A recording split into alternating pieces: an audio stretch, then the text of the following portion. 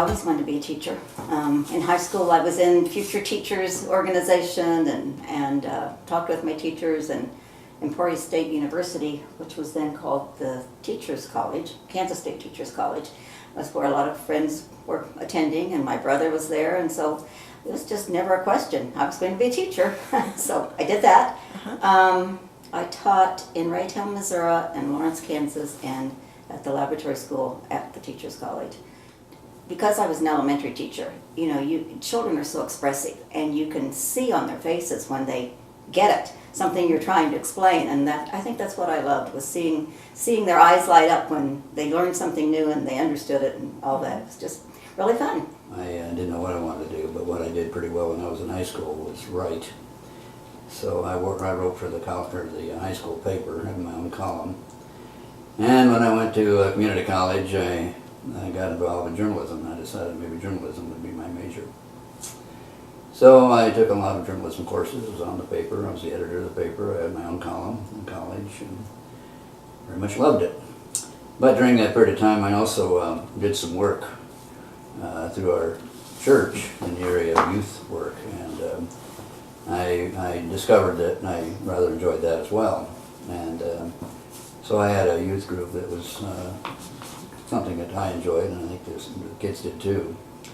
And so I got to thinking more and more and more about the possibility of teaching.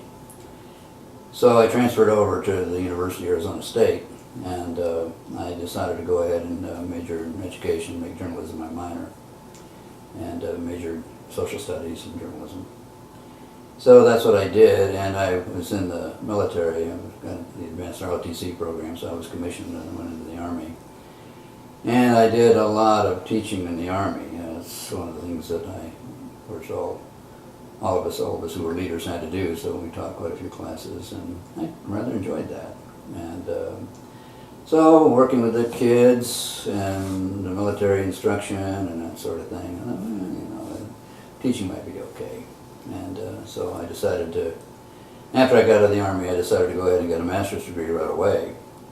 And because I was interested in leadership, I got it in school administration at the University of North Texas. And then got a job teaching school in Irving, Texas, and I taught high school there as department chair for 3 years, MacArthur High School. And then left there and went to Scottsdale, Arizona, and I taught in the middle school there for 3 years. And then I decided to complete my doctorate, and we came back to Denton, Texas, and completed my doctorate at the University of North Texas. And looked around for places to go. I could become an administrator or I could become a professor, and I decided on becoming a professor at good old Kansas State Teachers College, because all my professors said that was the best place in the nation if you want to go to a good teachers college. And so I said, well, sure I do. So that's where I went, and I was going to stay there about 5 years and move on to something else. So 43 years later, that's when I retired. Well, okay, I'm interested in curriculum, but I'm primarily interested in teacher education. And when I started teaching those curriculum classes, I taught them like all professors tend to teach in those days, and maybe just still do. I took it out of the book, you know, so good curriculum theory. Everybody needed to have good curriculum theory. And so I taught curriculum theory. And then it occurred to me, you know, that probably most of my students aren't even using this stuff. You know, when they graduate, who cares? I got that class that Ervay taught out of the way. It's curriculum theory. It doesn't have any meaning or application to what we do in the field. So, there we go. I got my master's degree. It's all I care about. And people told me that. And I thought, well, you know, it's kind of stupid. If I'm going to go to all that trouble of teaching a class, why don't I teach something that has application involved, so that they could take something from my class and actually use it in the field, whether they become a principal or school administrator at the district level or whatever, curriculum director. And I decided to change my class dramatically.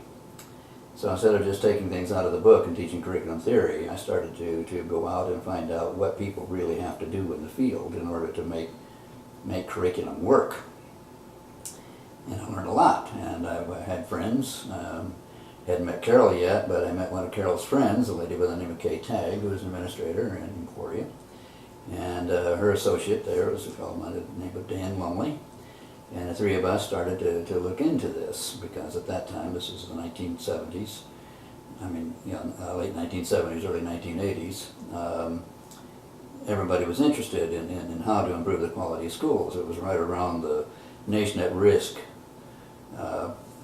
presentation that was given by the Reagan administration, you know, that the schools are in horrible risk in here in this country, and we need to do something about improving them. So anyway, we went out, we examined a lot of schools and talked to a lot of people, and little by little, I decided that what was needed to correspond with my interest in teacher professionalism, teacher leadership, and the development of curriculum for the schools, because there was no curriculum in schools. It was just all textbooks back in those days. And there were no standards, nothing like that. So I decided that I'd have to go back and do a step-by-step thing. I said, okay, if I came out of my class, if I were in my class and I was a student, then I would need to know, first of all, what do I do first? What do I do second? What do I do third? What do I do fourth to make something happen in the field? Really happen. Not just play around the edges, but really happen. And so one of our associates, who eventually became a consultant at CLI, Kelly Gentry, was in one of my classes, and she was one of my first guinea pigs, where I used what we eventually called the CLI model, the schematic. And I put it up, and it would just stick figures and all that sort of thing, you know, on the screen, and said, okay, what do y'all think? You think this should be the first thing to do, and second, and so forth. And little by little, that's how it got started. Well, he mentioned Kay Tagg, who was a personal friend of mine, and she was in charge of elementary education for the school district in Emporia, the public school district. And she knew Stu, as he explained, they worked together and so forth. And he was telling her about a project that a graduate of Emporia State worked for the administration of the Kansas Supreme Court. And they were looking for someone to write curriculum for kids K through 12. And he was looking for a place to house it or take over this project.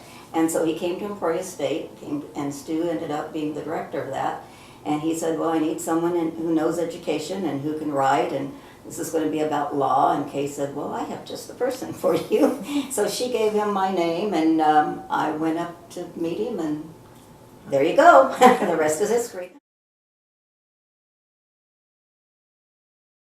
Wow. I'll start with that. I think Stu's vision is probably the biggest thing, that he saw that this could happen, and the practical aspect. When I first started working for CLI and going out into the field and doing either workshops or long-term engagements with school districts, I would say now the person who really kind of got this started is a college professor. But I want you to understand, he's not like most college professors, and he's not an ivory tower person. He's hands-on, and he gets out there and really talks to teachers and works with them himself. So the fact that he had that kind of approach, that it was realistic, and yet he had a vision of how things could continue to get better, and through the years always had that. He's always had a new idea. In fact, the staff and I used to laugh a lot. He had a cabin in Arizona, and he and his wife would go out there for a month in August, and then he'd come home with all these new things we needed to start doing. And we all got to the point where we're going, don't let him take a vacation next year. So his vision and his hands-on and caring, he really wanted people to succeed, not just programs. So I had to find people who were practical, and I couldn't find too many where I was.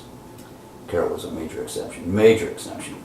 But I actually had to go out to other places and search out people in the field, primarily, who did think in very applied and practical ways. Because my associates there in Emporia State, bless them, for the most part, really couldn't help me much. So I needed somebody who could think in very concrete and practical terms. And this person here can do that very, very well, almost annoyingly so. But it was very important.